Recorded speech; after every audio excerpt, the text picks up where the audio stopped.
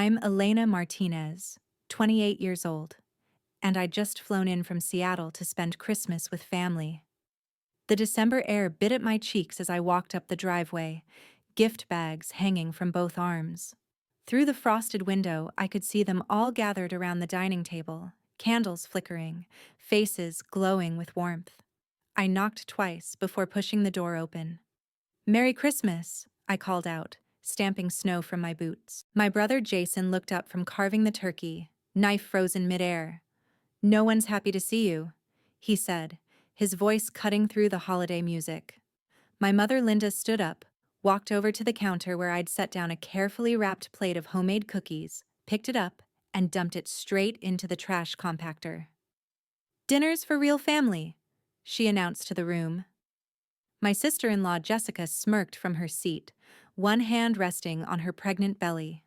Their golden retriever Max lunged at the fallen gifts.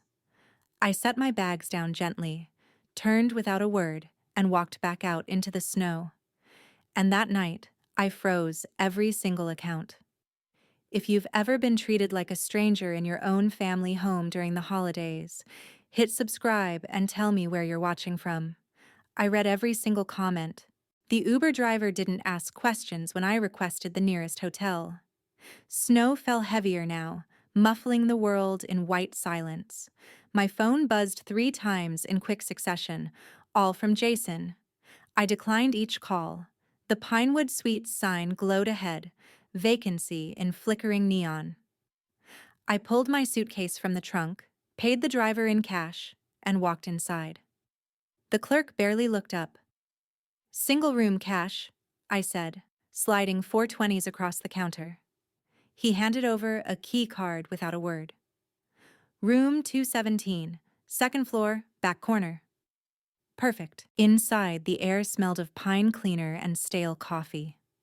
I dropped the bag, locked the door, chained it, then wedged a chair under the knob. Only then did I sit on the edge of the bed and pull out my phone. The banking app icon stared back at me. I tapped it open. The joint card transactions loaded in reverse. Top line, $2,800. Silverstone Country Club, Christmas Eve dinner reservation.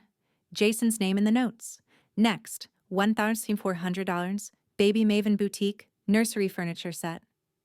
Jessica's card.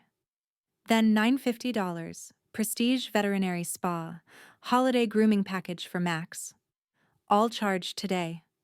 All from the card I'd added them to 3 years ago when Jason's firm was struggling. My thumb hovered over the freeze button. Not yet. I scrolled further. $680. Premium wine delivery. $425. Designer ornaments from Belmont Home. $310. Gourmet dog treats shaped like reindeer. Every line a reminder of who funded their perfect Christmas while I worked overtime to afford the plane ticket home. The phone rang again. Linda this time. I answered on the second ring. "Elena." Her voice was tight, controlled. "Where are you?" "Hotel off Interstate 5, I said flatly, "near the airport." A long pause, then colder. "They didn't even notice you left." I closed my eyes. Of course they didn't. "They're still eating," she continued. "Jason's showing everyone the ultrasound photos. Jessica's talking about the nursery theme. Max got your cookies from the trash. Not one of them looked up when you walked out." I swallowed the lump in my throat. "Good. You okay?" "No." The word came out steady. "But I will be." Another silence. I could hear a television in the background, some old Christmas movie playing softly. "I saw the charges," Linda said finally. "On the joint account. The country club bill came through my email alert." "I know. I'm sorry, sweetheart. I should have said something years ago." I cut her off gently. "Aunt Linda, you warned me. I didn't listen." She sighed heavily. "What happens now?" "Now I finish what I started." I stared at the screen, the 3 glaring transactions still visible. Freeze everything. Pull what's mine. Let them figure out how to pay for their own country club dinners. Linda chuckled, a weary sound. "That's my girl. Your grandmother would be proud." "Call you tomorrow," I said. "Door's open if you need it, honey." The line went dead. I set the phone face down on the nightstand. The room's heater kicked on with a rattle, blowing warm air across my cold hands. Outside, a car horn blared, then faded into the snowy night. I opened the app again, finger steady now, and began implementing the restrictions, one account at a time. Still staring at the charges, Elena dialed her college roommate Morgan. Morgan picked up on the first ring. The FaceTime screen flickered to life, revealing her best friend's face, framed by straight black hair and the glow of a laptop in her Manhattan apartment. Morgan's eyes narrowed instantly. "You look murderous. What did they do this time?" Elena exhaled, voice flat. "Jason's business expansion fund, $24,000. It's tied to 4 joint accounts I'm still on. I need it gone. Tonight." Morgan didn't hesitate. "Screen share, now." Elena tapped the button and her banking dashboard appeared between them like a crime scene. Morgan leaned closer, scanning the balances. First account, operating capital, $87,000. Second, the equipment fund, $64,000. Third, emergency reserve, $52,000. Fourth, credit line, $37,000 available. We freeze all 4, then withdraw your contributions before sunrise. She pulled up a spreadsheet. "But let me show you something else. I've been tracking Jason's spending patterns for the past 6 months, ever since you mentioned things felt off." The screen filled with color-coded transactions. Red for personal expenses charged to business accounts, yellow for questionable purchases, green for legitimate business costs. "See this? 78% of charges in the last 3 months are personal. Country club, fancy dinners, luxury pet services, baby shopping. He's been treating your investment like his personal piggy bank." Elena's stomach turned. "I had no idea it was this bad. Because he's good at hiding it. Look at this." Morgan clicked on a memo field. "He categorizes the country club as client entertainment, the baby furniture as office equipment, the dog spa as corporate gifts. All lies, all traceable, all prosecutable as fraud if we wanted to push it. Do we?" Morgan's eyes glinted. "We keep it as leverage. For now, we just cut off his access. But if he tries to retaliate, we have ammunition." Her fingers flew across her keyboard. "I'm logging into the business portal.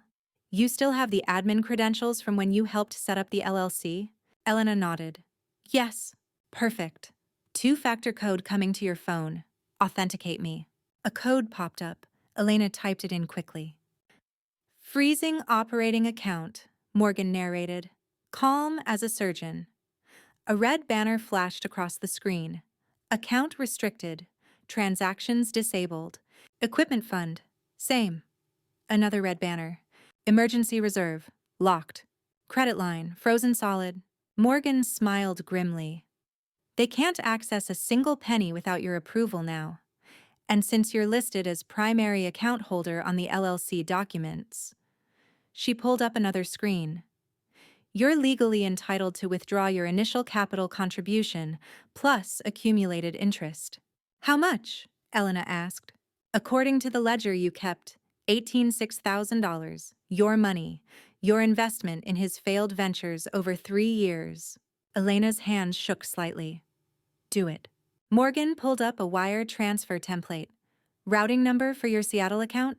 Elena recited it from memory. Amount, $18,600.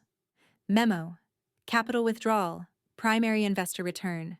Date effective, December 25th, 5:30 a.m. Morgan hit submit. The screen spun, then confirmed. "Scheduled. It'll clear before any bank officer clocks in. By the time Jason checks his balance, the money will be in your personal vault account. Untouchable." Elena watched the confirmation appear. "What about the business credit cards?" Morgan's smile turned sharp. "Already handled. I'm sending an email right now to the issuing bank. Subject, fraudulent user alert." She typed rapidly. "Reporting that Jason Martinez has been making unauthorized personal charges on business credit. Attached, transaction history showing country club dinners, luxury pet services, baby furniture, all non-business expenses. A new notification slid onto Elena's screen. Email from Capital First Business Banking. Subject: account under review. Body: we have received concerning information regarding account misuse. All cards ending in 47.9, 8851, and 2666 have been temporarily suspended pending investigation. Please contact our fraud department immediately. Morgan leaned back, satisfied. Those are Jason's cards. Every single one. Suspended. Elena stared at the frozen accounts, the pending withdrawal, the suspended credit cards. Morgan, don't thank me yet. There's more. Morgan pulled up another document. Remember how you co-signed on their house when they refinanced 2 years ago? Yes. You're listed as co-borrower, which means you have legal rights to that property. Morgan's eyes gleamed. I pulled the mortgage documents. They're 3 months behind on payments. The bank sent a pre-foreclosure notice last week. Elena's eyes widened. What? They've been paying late for 6 months, using your credit to cover the minimums. But the bank's patience is up. Either they pay $14,000 in arrears by January 15th, or the house goes into foreclosure proceedings. They never told me. Of course not. They were planning to hit you up for the money after Christmas. I found texts. Morgan turned her screen. Screenshots of messages between Jason and Jessica. Look at this, from 2 days ago. Jessica: don't tell Elena about the mortgage until after she gives us the usual holiday check. Jason: yeah, we'll guilt her with the baby news. She always caves. Fury burned cold in Elena's chest. Forward those to me. Already in your email. Encrypted folder. Morgan's expression hardened. Here's what we do. Tomorrow morning, you call the mortgage company. As co-borrower, you have the right to be informed of default status. You request they remove you from the loan since you're not living in the property and they've been making fraudulent payments using your accounts. Can they do that? They'll require Jason and Jessica to refinance in their names only, which they can't do. Jason's credit is destroyed from the business failures. Jessica has no income. The bank will accelerate the foreclosure. Morgan paused. Their house will be gone by March. Elena's head spun. That's their home. The baby is not your responsibility. They made you responsible for their debt without your knowledge. That's fraud, Elena. You could press charges. The weight of it settled over her. What else? Morgan pulled up a final document. The family trust. Your grandmother's estate. You told me Jason's been managing it? He's the executor. Wrong. I pulled the probate documents. You're listed as co-executor. You have equal authority. And according to the trust distributions over the past 2 years, Morgan scrolled through pages of transactions. He's been paying himself a $4,000 monthly management fee that's not authorized in the trust terms. That's $96,000 in improper distributions. That's embezzlement. Exactly. You report this to the probate court. Jason gets removed as executor. You take full control. The trust has $43,000 in liquid assets. You distribute it according to the actual terms your grandmother wrote, which specifically state, beneficiaries must demonstrate financial responsibility and family loyalty. Morgan looked up. Jason fails both criteria. You can legally cut him off completely. Elena stared at the screen, processing the cascade of information. If I do all this, they lose everything. They already lost everything. They just don't know it yet. You're not destroying them, Elena. You're removing yourself from the wreckage they created. Morgan's voice softened. Your grandmother left you those protections for a reason. She knew. Knew what? That they'd bleed you dry if given the chance. She made you co-executor to protect you. Use it. Elena closed her eyes, saw again the trash bin, the smirking face, the empty chair at their table. Do it all. Every single thing. You're sure? I've never been more sure of anything. Morgan nodded once. Then I'm filing the mortgage complaint tonight. The trust report goes to probate court tomorrow. The bank fraud investigation starts Monday. By the time they figure out what's happening, every door will be locked. How long until they know? Jason's phone will start ringing around 6 a.m. when the withdrawal clears. The credit card suspension hits at 7 a.m. Mortgage company calls by 9 a.m. Probate court notification by mail arrives in 3 days. After that? Morgan smiled coldly. Complete financial collapse within 2 weeks. Elena stared at the Christmas lights blinking outside her hotel window. Red and green, festive and false. They called me not real family. Then you're giving them exactly what they wanted. Freedom from obligation. Morgan's voice was steel wrapped in silk. No more emergency funds, no more bailouts, no more Elena the ATM, just consequences. The screen went dark. Elena sat in the silent room, the heater rattling, the snow falling outside. Her phone buzzed once. Text from Jason. Where are you? Mom's upset. Come back and stop being dramatic. She deleted it without responding. Then she opened her email and began drafting. 2. Grandmother Sophia's probate attorney. CC. Morgan Chen, legal counsel. Subject. Formal complaint. Executor misconduct.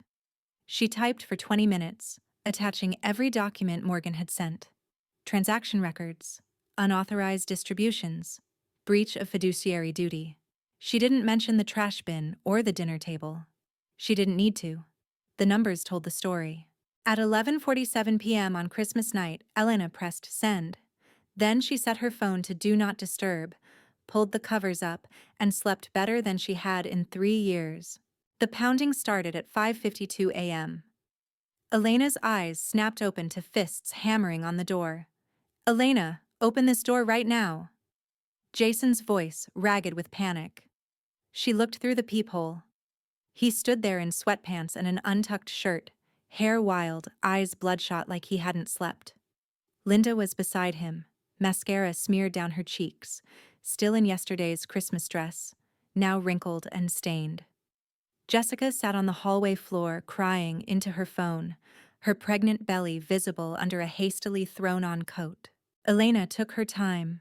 She brushed her teeth, washed her face, made a cup of instant coffee from the room's complimentary supplies. Let them wait. Let them feel what it's like to be ignored.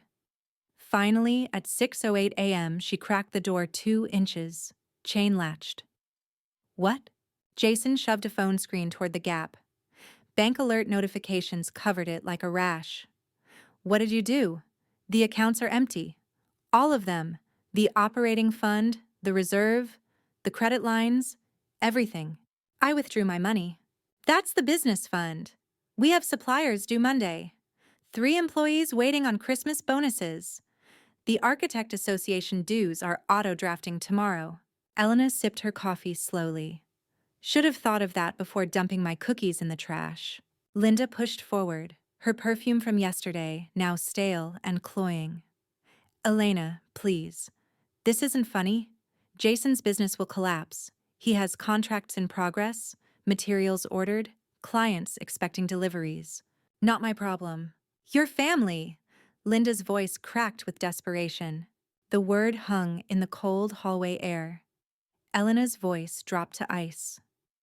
You said dinner was for real family. I wasn't at that table. I wasn't even worth a phone call to check if I made it to my hotel safely. So by your definition, I'm not family. Which means I have no obligation to fund your lifestyle. Jason's face went from white to purple.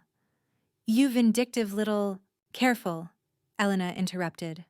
I'm recording this conversation. She held up her phone, red recording dot visible. Any threats will go straight to the police along with my statement about financial elder abuse of grandmother's trust. Jessica struggled to her feet, one hand on the wall for balance. The mortgage. The bank called me at 5 a.m. They said you're removing yourself as co-borrower. We can't refinance without you. We'll lose the house. Tears streamed down her face, genuine panic in her eyes. We have a baby coming in 3 months. Where are we supposed to go? You should have paid your bills on time instead of using my credit as your safety net. We were going to catch up after Jason's big project payment came through. Always after the next big thing. That's the problem, Jessica. There's always a next excuse. Elena's voice was steady, clinical. You're 3 months behind. That means 9 months of choosing other expenses over your mortgage, 9 months of charging country club dinners and designer baby items while letting your house payment slide. That's not bad luck. That's bad choices. You're really going to let us become homeless? At Christmas? With your niece or nephew on the way? Linda's voice rose, theatrical now, playing for sympathy. Elena met her mother's eyes through the gap, saw the manipulation, the crocodile tears, the same pattern that had controlled her for years, saw it clearly for the first time, without the fog of guilt. You're not homeless. You have 3 months before foreclosure completes. Plenty of time to find an apartment you can actually afford. Maybe a 2-bedroom in the suburbs. Maybe you'll have to downsize. Maybe you'll learn to live within your means. An apartment. Jason's laugh was bitter, borderline hysterical. We have a 4-bedroom house in Riverside Heights. Jessica's designing a nursery. We host client dinners there. Past tense. Elena started closing the door. The trust fund, Linda blurted, grabbing the door frame. Your grandmother's money. We can use that to cover the mortgage arrears. Jason's the executor. He can authorize an emergency distribution. Elena paused. This was the moment she'd been waiting for. Can't. I filed an executor misconduct complaint yesterday at 11:47 p.m. Turns out Jason's been stealing from it, paying himself unauthorized management fees. $4,000 a month for 2 years. Court's investigating. All distributions frozen pending forensic audit.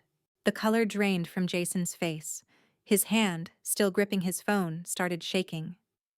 You can't prove that. $96,000 in unauthorized management fees over 2 years. I have 3 years of bank statements, all the trust documents, grandmother's original will with the fee structure she authorized, which was 0, and emails from you to the bank setting up the automatic payments to yourself. Elena's smile was cold, professional. You taught me to keep receipts, Jason. You taught me to document everything. You taught me to protect my assets. I learned well. She closed the door. The chain rattled as Jessica yanked on it from outside. You're destroying us. No, Elena called through the door. I'm just no longer saving you from yourselves. The pounding continued. Elena dialed the front desk. Room 217, harassment situation, need security and possibly police. Within minutes, heavy footsteps approached. A security guard's voice, firm and professional. Folks, you need to leave the premises. Now. This is family business, Jason protested. Sir, the guest has requested you leave. I'm asking once. After that, I call the police and you're trespassing. Silence. Then shuffling footsteps. Elena watched through the peephole as they retreated down the hallway. Jason's arm around Jessica, Linda trailing behind, looking smaller somehow. Broken. Elena sat on the bed. Her phone showed 43 missed calls, 17 voicemails. She deleted them all without listening. Then she called Morgan. It's done. They know.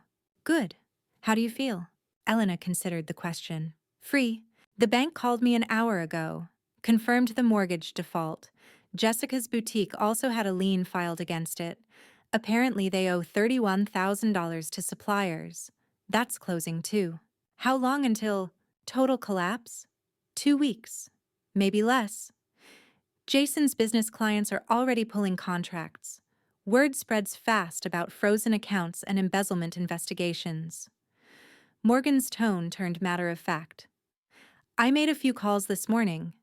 3 of his major clients have already sent termination notices. The downtown renovation project, the medical office redesign, and the restaurant chain expansion. All canceled. That's $34,000 in contracts. Gone. Elena closed her eyes. How did they find out so fast? One of his employees called the operating account to direct deposit their Christmas bonus. Got a recording saying the account was frozen due to fraud investigation. She posted about it in an architecture industry Facebook group. 6,000 members. The post had 300 comments within an hour. Morgan paused. The consensus is that no one wants to work with someone under investigation for embezzlement. Risk is too high. Your brother's reputation is destroyed. What about his employees? All three quit this morning, sent resignation emails. They're not waiting around for the ship to sink completely. One of them, Marcus Chen, the senior draftsman, he already has an interview with Jason's biggest competitor. He's taking the client contacts with him. Elena felt a strange numbness. This was bigger than she'd imagined. More thorough. More final. And the trust investigation? Court appointed an independent auditor. They'll find everything. Jason might face criminal charges for embezzlement. The weight of it all settled over her. Not guilt. Something else. Justice, maybe. Or just exhaustion. What do I do now? You fly back to Seattle. You block their numbers. You live your life free from their manipulation. Morgan paused. And you cash that $18,600 check that's sitting in your account right now. Elena laughed, surprising herself. Thanks, Morgan. That's what friends are for. Real friends. Not people who throw your cookies in the trash. The line went dead. Elena packed her bag slowly, deliberately, folded each item with care. She wasn't running. She was leaving. There's a difference. At 9:15 a.m. she checked out. The clerk didn't comment on her red eyes or the fact that she'd only stayed one night. She just processed the charge and wished her safe travels. The Uber to the airport was quiet. Elena watched the city pass by through snow-covered windows. Her phone buzzed one last time, a text from an unknown number. She almost ignored it, but curiosity won. She opened it. Elena, this is Aunt Linda, Linda's sister. I heard what happened. I want you to know something. Your grandmother told me years ago that she made you co-executor specifically to protect you from them. She said, Elena has my spine. She'll know when to walk away. She was right. I'm proud of you. Don't come back until they learn respect. If ever. You deserve better. Love, Aunt Sarah. Elena read it 3 times. Then she saved the number and replied, Thank you. That means more than you know. At the airport, while waiting for her flight, Elena opened her laptop. She had one more email to write. 2. Jason Martinez, Linda Martinez, Jessica Torres. CC, Morgan Chen, attorney. Subject, final communication. She typed. When I arrived for Christmas, I brought homemade cookies I'd spent 2 days baking. I brought gifts I'd carefully chosen for each of you. I brought hope that maybe this year would be different. You threw my cookies in the trash. You told me dinner was for real family. You made clear I wasn't welcome at the table I'd been funding for 3 years. So I'm giving you what you wanted. No more Elena the ATM. No more bailouts. No more emergency funds. No more co-signed loans or joint accounts or trust fund distributions you haven't earned. I withdrew what was legally mine. I protected myself from your financial mismanagement. I reported fraud where I found it. I did everything within my legal rights. You taught me that family is conditional, that love comes with price tags and expectations, that my worth is measured in dollar signs and bailout checks. I learned the lesson well. Do not contact me again. Any communication should go through my attorney. Any attempt to reach me directly will result in a restraining order. You wanted real family at that table. Now you have it. Enjoy your dinner. Elena Martinez. She hit send. Then she closed the laptop, boarded her plane, and flew home. The Seattle rain had never looked so beautiful. 3 weeks later, Elena sat in her apartment overlooking the Space Needle. Her phone rang. Unknown number, but with a Seattle area code. She answered cautiously. Elena Martinez? Yes? This is David Chen from Cascade Probate Court. I'm calling regarding the investigation into the Martinez Family Trust. Elena's pulse quickened. Yes? The audit is complete. We found $96,000 in improper distributions as you reported. Jason Martinez has been removed as executor. You're now sole trustee. Additionally, we discovered another $14,000 in questionable transfers that require restitution. He's facing charges. I see. We need to discuss proper distribution of assets. Can you come in next week? I'll be there. That evening, Morgan called. Did you hear? About the charges? Yes. There's more. The house foreclosure completed yesterday. They had to move out. Jason's business officially dissolved. Filed Chapter 7 bankruptcy. Jessica's boutique liquidated. They're living with Linda's sister in her 2-bedroom apartment. All 4 of them plus Max the dog. Elena stared out at the city lights. How did you find all that out? Public records. And Jessica's Instagram. She's still posting, complaining about how her sister ruined their lives. Sister-in-law, Elena corrected automatically. Not anymore. I saw the divorce papers filed yesterday too. Jessica's leaving him, citing financial deception. Apparently, Jason never told her about the embezzlement or the frozen accounts until it was too late. Elena closed her eyes. It's really over. It's over. They have nothing. You have everything, including your dignity. Do I? Elena's voice was soft. I destroyed my family, Morgan. No. Morgan's voice was firm. They destroyed themselves. You just stopped catching them when they fell. There's a difference. Elena sat with that. Let it settle. I think I need therapy. Probably. But you'll be able to afford it now. With that trust fund and your recovered investments, you're looking at about $6,000 in assets. Not bad for a 28-year-old software engineer. The number felt surreal. Grandmother would have been proud. She would have.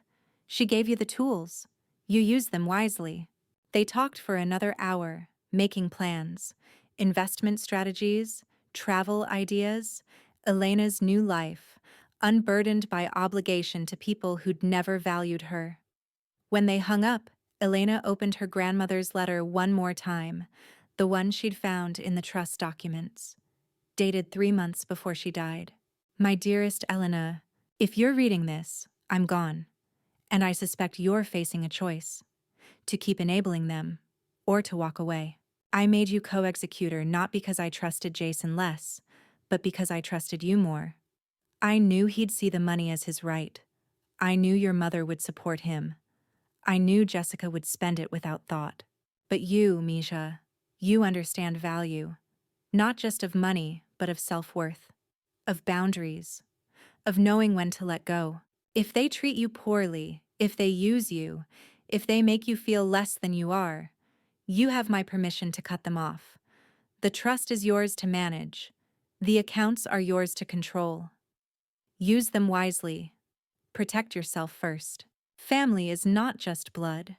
It's respect, love, and mutual care. Without those, blood means nothing. Be strong, mija. Walk away if you must. I'll be proud of you either way. With all my love, Abuela Sofia. Elena folded the letter carefully and placed it in her safe. Then she opened her laptop and started a new document. Boundaries, a guide to self-preservation. She began typing, documenting everything: the manipulation tactics, the financial abuse, the recovery process. Maybe someday it would help someone else in the same situation. Outside, the Seattle rain continued to fall. Elena made tea, wrapped herself in a blanket, and kept writing. For the first time in years, the silence in her apartment felt peaceful rather than lonely. She was alone, yes, but she wasn't lonely. There's a difference. Her phone buzzed one final time that night. A text from Aunt Sarah. Saw the court news. Your grandmother is smiling down on you. Coffee next week? My treat. Elena smiled and replied, I'd love that. She set the phone down, returned to her laptop, and kept typing. The story of how she learned that family isn't who you're born to. It's who respects you, who values you, who makes room for you at the table. And sometimes, the bravest thing you can do is leave the table entirely and build your own. The end.